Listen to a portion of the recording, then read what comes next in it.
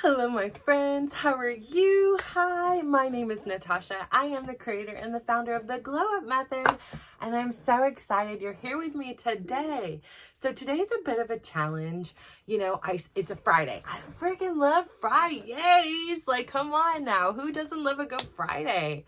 And, I'm really settling in. So, I've given myself the grace, like new habits don't start overnight, right? And if I start beating myself up because of what I'm not doing or how imperfectly I'm doing it, all I'm doing is being a bully and not a buddy. And I'm setting myself up for my imminent demise. And I really want to start creating habits like I have created and the ones that I really am curating myself, right? I'm a reimagining, I'm redefining, I'm reinventing Natasha's life on Natasha's terms.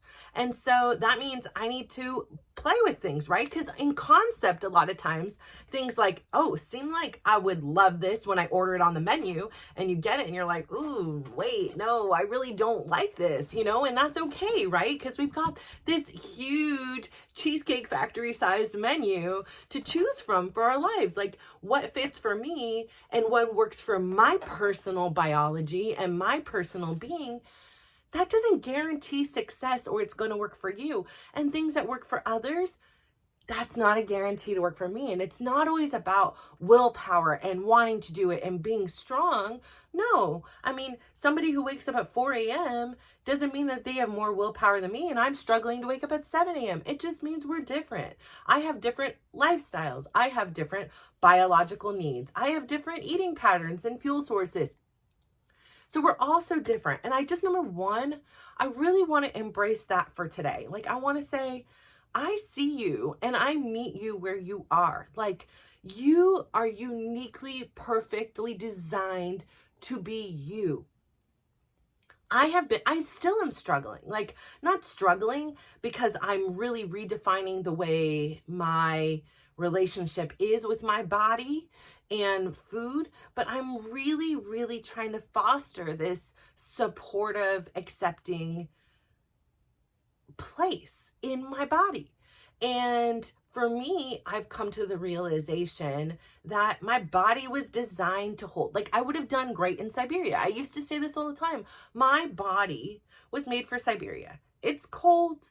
It gets really cold for the winters. You need to store fat. I would have survived. I would have survived Siberia.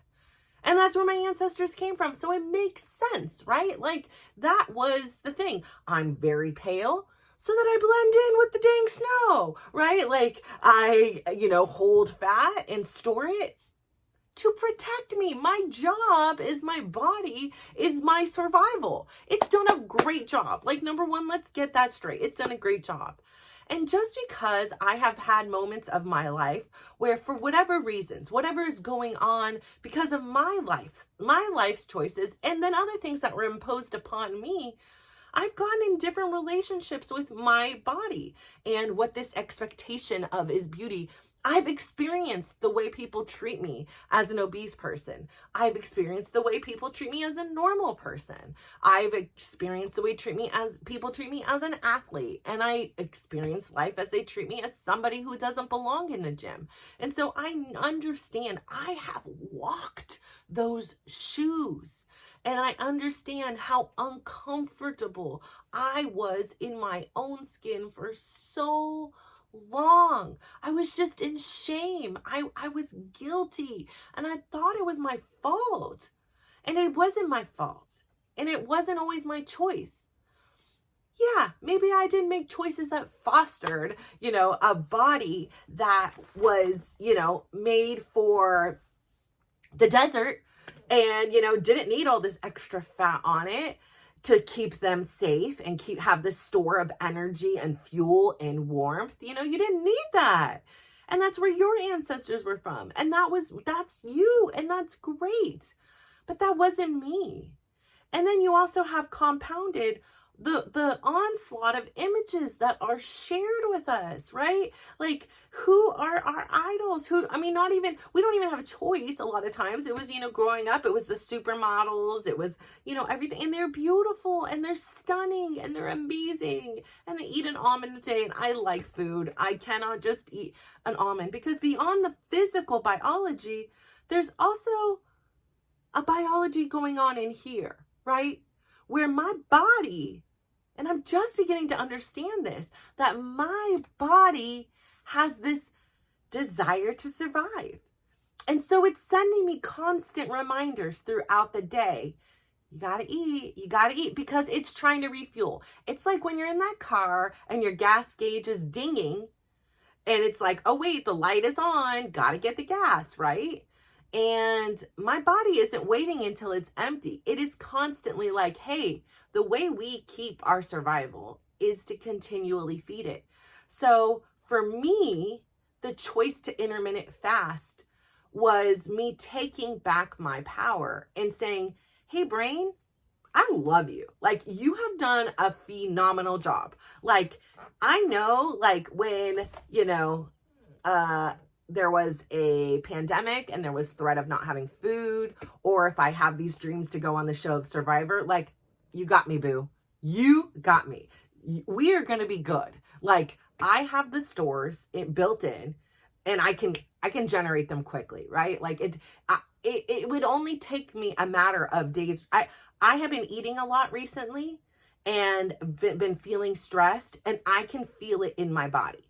It is no matter what other things I'm releasing, those stores, they come back. They don't leave. That is part of my DNA. That is part of Natasha. That is my biology, and it will never change. And I understand biology a little bit more. I'm not a scientific person, but my son's knee injury, the oldest one, so Dylan's, when the doctor was saying, yes, there is a replaced, they call it a, reconstructed ACL. So we are born, some people probably don't, there's all these caveats or whatever.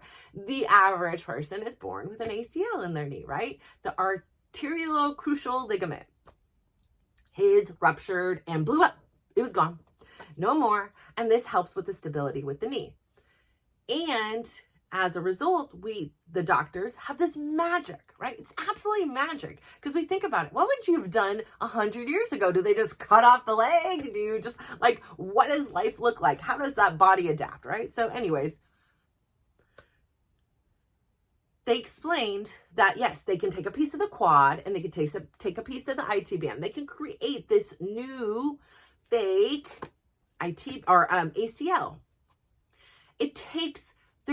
You can't rush anything. You can do everything right, but you cannot rush the biology. The biology is the biology. It's going to take this long for it to mend and become a part of your body as if it was always there. And so that really made me, for some weird reason, with all the things I've been through with my kids, with biology classes, I've been on my own, or I don't really pay attention to their homework. Let's be totally real. Besides telling them you better do it. I just don't have, it's their life. Why am I going to be all up in their grill, checking their grades every 5 minutes? Yeah, like when they're wanting to come home, I'm like, great check. When you want to stay home from school, great check. Okay, you're doing your stuff. Sure, now you can have a reward for this. Like, but you ain't doing your stuff. Get your butt in school. Get those grades up, and let's have another conversation about this. But anyways, unless you're having like a personal health day or whatever, not like I'm just snoozing and I want to lay here. But anyways, I say all that to say, biology is biology, and I'm not a scientist, so I'm not going to pretend I know anything about biology, but this I do know. This makes sense to me. This I understand, because it's not about the biology. Like, I chose intermittent fasting after everything else for me personally failed. And that doesn't mean those other things aren't going to fail for you.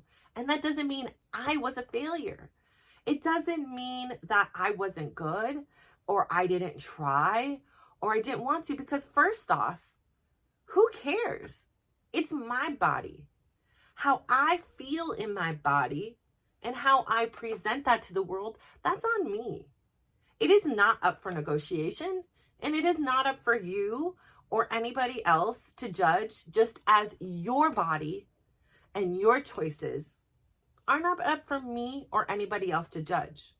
And I think that judgment needs to stop in here. Because like I said, be a bully and not a buddy. I was this big advocate for anti-bullying things. You know, I had my kids in these, they had these week-long things, and they'd wear these orange bracelets, and they signed them up for all these things to be interactive, and drilled it into them, you know, because I was thinking about my childhood experience of being bullied. And all the while, I was just bullying myself on the inside. How could I have expected that young girl who was being bullied at school? Let's take out the bullying that was already being experienced in her brain. Let's just take the physical of what we can see. She was being extremely bullied, so much so that she gave herself an ulcer. An ulcer in 7th grade. That's not right. And if I saw somebody bullying her, like as an adult, right? I'm walking down the street, somebody's bullying somebody, I'm intervening. And I'm like, no, we don't do that here. We're not going to do that. So there's been a lot of intervention within myself to myself. And so, you know, I understand now where this intermittent fasting has helped me, because it's given me rules. It has allowed me to not feel worthy of a cheeseburger, or I have to earn a piece of cake. No, I am Natasha, and I'm a 47-year-old woman who has lived a lot of life. If I want the damn cheeseburger, I'm going to eat the cheeseburger. If I want the salad, I will eat the salad. But I don't want to feel the guilt and that I need to now get up and run, and I need to go to the gym, and I'm working this thing off. I just want to love where I'm at. I want to be appreciative of the fact that there is this juicy cheeseburger in my hands that's about to go in my mouth, and not think that I don't deserve it and that there's going to be some form of punishment as a result of this choice. Because no, it is my life. I get one shot. You get one shot. There's no guarantees. We may all believe in an afterlife, or we're going to heaven, or we're going to be so bored up there where it's all perfect, or whatever the thought process is, right? But ultimately, we get one choice. And so why are we going to spend our time allowing what others think of us to then create this narrative inside that, you know, I'm overweight, and my entire wardrobe was black.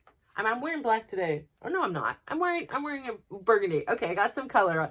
Yeah, there's the black bra. There's this. Okay, so good. Yeah. So, but my entire wardrobe was black. When I first started working out, everything was black. And I used to laugh because it was like, I've got 20 of these same black outfits. I hope people think I'm changing in between. Like, I'm not rocking the same one day in and day out. That was my only thing of worry. And I was like, well, it's my uniform. Like, you know, Steve Jobs, he just rocked the same outfit every day. And that's me. Like, this is saving me time.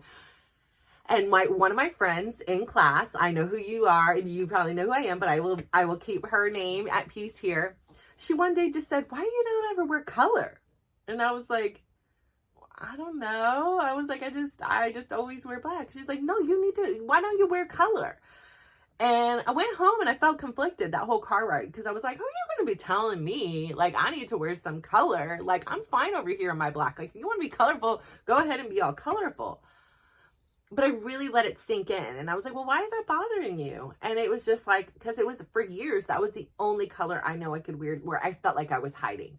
I would see shirts, you know, see a picture of me and a purple shirt, and it was like, holy crap, I look like damn Barney, or I look like damn Grimace from McDonald's. Like, I said, nope, no more purple. And you know, it was probably not too off of this color in actuality. And here we are. You've seen, I wear some bright colors. Now I do keep with my uniform, because if it works, don't fix it. Listen, I got enough things to worry about beyond what the heck I'm wearing.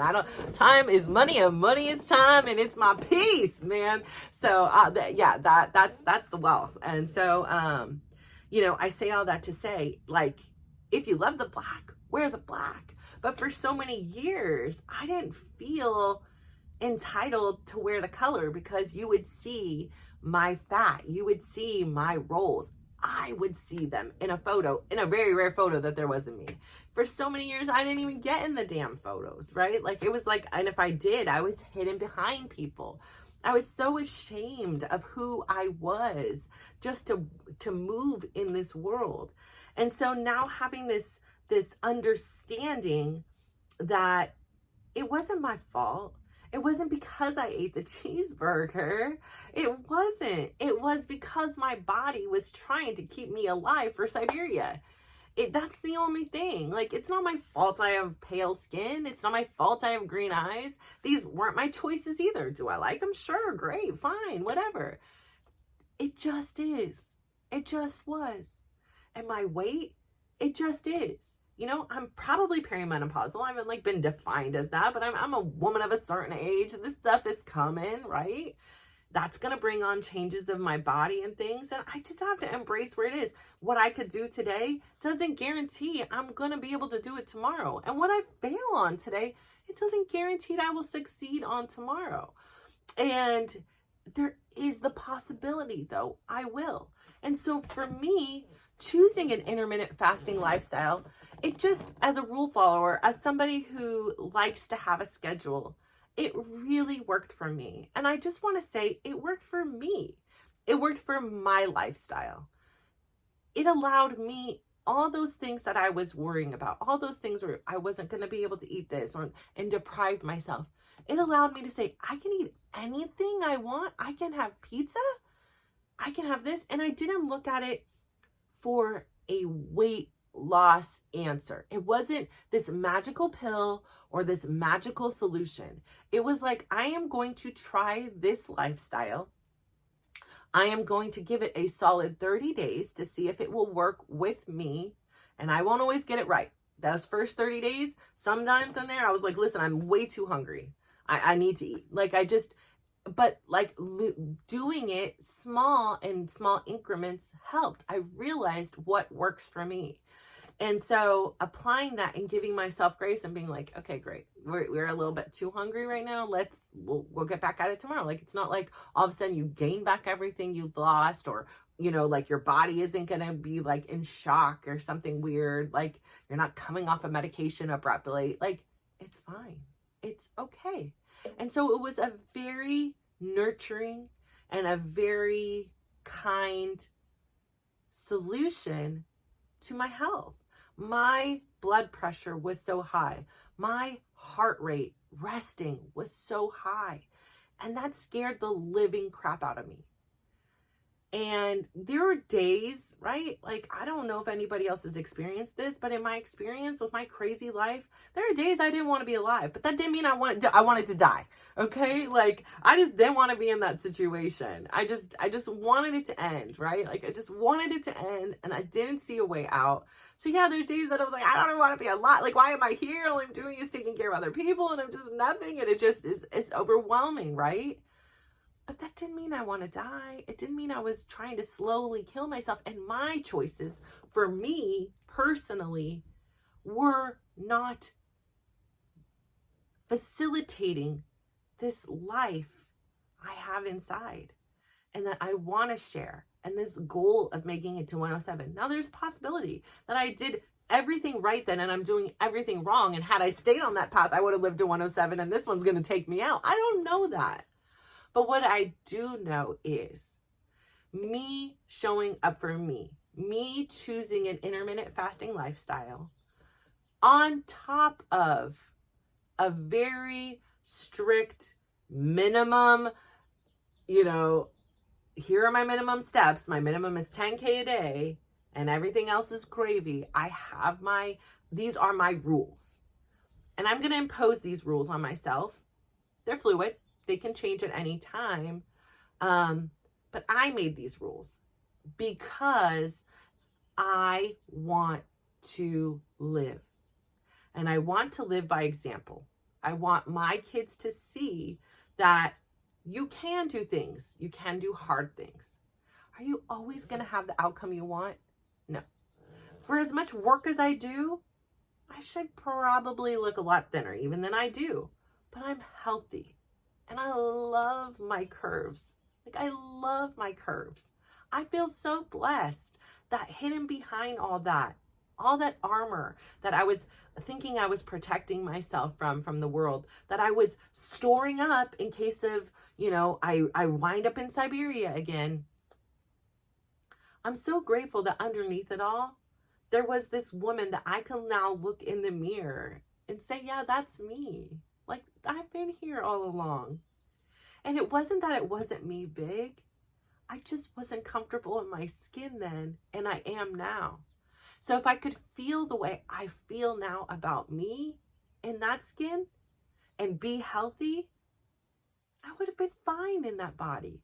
That body was fine. It was beautiful. It had a lot of curves. And so I just want people to understand that I do talk about my journey, and I talk about where I've been, not to shame anyone and not to say you aren't beautiful as you are, because you are. There are people, my kids have told me this before, like there are some sumo wrestlers that are way more fit, like healthy than other athletes, and so you cannot judge somebody by an exterior. I know that is our tendency as human. We want to compare and we end up judging. But the truth is you are so unique. There's nothing to compare you to. And there's nothing to compare me to. Just because we both have brown hair and green eyes and teeth, it doesn't give us the right to sit here and say this person is doing their life wrong. So you're doing it right. You're showing up for you. And the fact that you're here and the fact that you're listening to me in this, it just tells me that you know that there's something bigger and better for you personally. And that doesn't mean by your appearance. We're just so inclined to wait around. Like, I've missed so much of my life, and I'm not going to sit here and waste time regretting it. But there's so many opportunities, so many things that I said no to, so many things that I didn't show up for. So many things when I did show up, I just felt like crap. I mean, I think about it. I remember my very last back to school night for my kids. The last time I went, like I would have went all the way through high school. Probably, because that's what a good mom does, right? Like I'm a good mom. So a good mom goes to all the open houses for all the kids or back to school nights. My daughter was in 6th grade and I wasn't quite at my highest, but I was probably pretty high. It must have been pretty high. Actually, it could have been, I don't know. I didn't go on scales often. I wasn't that sucker of a glutton of punishment. So I don't really know, but I know, I know what the heck the numbers say, And so it was like, it was the point. It wasn't like anything was changing, in the direction I wanted to. So what am I going to go on there and just beat myself up because it's going to be like 200-300 pounds? Like, no. So I tried to really avoid the scale a lot. But so she had this back to school night, and all of their desks except for PE were these desks, and it had the wooden, it was a chair, and then the wooden desk was already connected. And we get in the class, and I'm trying to stand around in the back, but this class is not full. Come on now. It's a 6th grade back to school night. And I'm looking around like, is there a stool? Is there anything? And the teacher keeps insisting, okay, everybody sit down. Everybody sit down. And I'm a good person, right? I listen to the rules. My teacher's telling me to sit down. I better sit down. Find your child's desk and sit down. And I tried. I went to go sit in, and it just didn't fit. I didn't fit in the chair. And I'm trying, and she's looking, and she's looking, she's still looking, which makes everybody look. And I'm trying, and I'm this, and I'm literally like, I tell you, I have an apron belly. Like, I was like, I just like need to lift this apron belly and lay it on the table. Like, this is, I cannot fit in here. I'm trying to squish down to like, perhaps like the little tiny area of my waist. I couldn't fit in. And I kind of tried to sit sideways. It was so narrow. It was very embarrassing. I was filled with so much shame, and I didn't want my daughter's friends to like go home and tell their kids. And it wasn't anything anybody didn't know or see about me, but that was pretty bad. And I think it was that summer as well. We went to an amusement park out here called Great America. And I was like, okay, I'm going to be brave. Like, I loved the Grizzly when I was a kid. I would go on this 1,000 times in a row, and I'm overcoming my fears. And I'm not, because, you know, then I suddenly had kids and I hated roller coasters, and I was like, oh, this is scary. And now I'm stressing that something's going to happen to you. And something happens to me. So I hate roller coasters, you know, like certain ones. Like if I get in my groove, like give me a break. I love me some Big Thunder Mountain at Disneyland. I'll ride you all day, every day. Love it, love it, love it. But like the Grizzly, I'm like, I ain't trusting. Like this ain't Disneyland. I don't know what no, we're not. I seen way too many Inside Editions where it's showing somebody fly off a thing. So I decided to be brave this day. The kids are like, you're coming on? Yeah, I'm coming on. And we sit down and they're trying their mightiest. I mean, the thing is not, they're trying to buckle it. And now I'm panicking because I'm like, listen, if this thing is like on the brink, listen, I ain't the one. Like I should be out. Like and they're like, no, we got this. All of a sudden there are 3 workers and they are pushing the lap bar, getting the thing, and they're just doing this. Every person in the line is watching, right? Everybody on the train is turning and looking in the front and seeing it. And they're just trying and they're doing this and they get it and they pinch a huge part of my skin. But I don't say anything because I'm already embarrassed enough. I've delayed this ride by a solid 3 minutes. My kids are looking over. I'm redder than a tomato.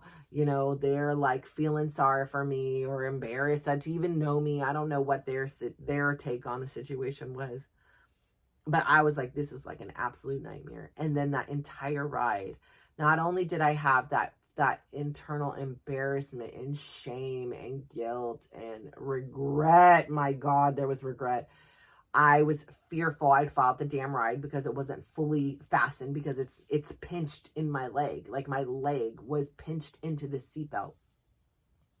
I was in excruciating pain. Like I ended up getting off and having this ginormous like bruise and swelling and shame walking off there, total walk of shame. So I understand how challenging it is. Like I understand how differently people treat me. I understand how differently it is to walk up with a shopping cart with some chips in it as a smaller size person and a larger size person. And my change, again, it wasn't for anybody else. It wasn't to you know, please my husband or find a new man or to, you know, get the approval of somebody else or to become a cover of a magazine. No, it was because I came to this choice on my own and I was willing to take the risks and say, I don't know if there's any guarantees that if I even work out, that it will be effective. There is no guarantees if I intermittent fast that it will be effective.